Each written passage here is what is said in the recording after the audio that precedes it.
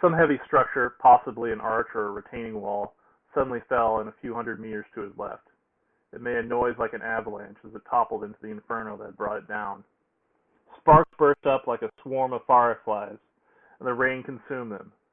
The shivering crash set his men off. "Settle, settle," Golan yelled. "It's just fire damage. Hold your places." Their nerves were shredded. It was a wonder most of them hadn't run already. They had been mobilized against an enemy that outclassed them in every detail and dimension. This was no infantry war. This hadn't ever been an infantry war. To them, and to Golan, the collapsing structure had sounded like the doomstep of an engine. In these tight, high-walled manufactory streets, as they had learned to their cost, a collapsing wall was often the only warning they got of an engine steering into attack. A noxious odor began to drift down the narrow substreet. Golan gagged slightly. The fire in the tannery had reached the hide stores, and the air started to reek of burning flesh and melting fat. Golan rechecked the auspex. The bounce had vanished. The damaged screen was now only showing topographic solids and energy wash of the fires. Was that the truth, or just another display error? "So, do we move, leader?" Trooper Kiner asked. Golan looked over him.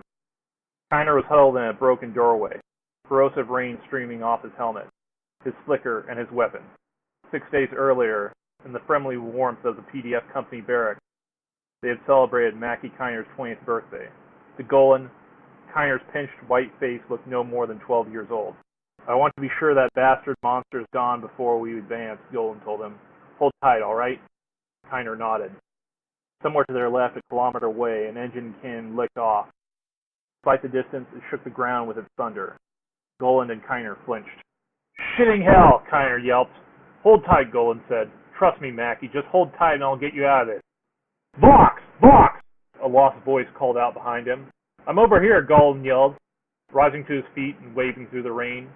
Turton, the squad's caster man, ran up and dropped to the ground beside Golan. "Signal from Principal," Turton spluttered, wiping the rain off his face as he profited the speaker horn of his set to Golan. Golan took it and crouched down beside his caster man. "Xeris 5 PDF, come back." "Xeris 5 PDF, this is Principal. Report your position." "South of Gynek Subhive, Principal. I daren't send you the precise coordinates because they're listening." "Quarry, Xeris 5 PDF.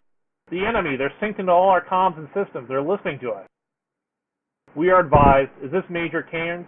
"Cairns got killed about an hour ago. This is Sergeant Golan, acting. We got 3, possibly 4 engines busting up through the aggro-burbs. Serious collateral damage. Nothing slowing them." "What is your strength, Sergeant?" "Stand by, Principal." Golan looked up, blinking the scalding rain off his eyelashes. "Sound off," he called into the downpour.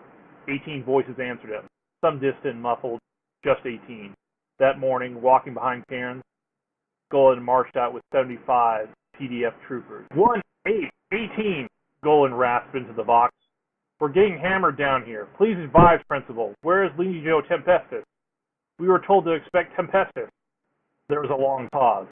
"Tempestus is unavailable at this time. We are arriving 6 vultures to your position.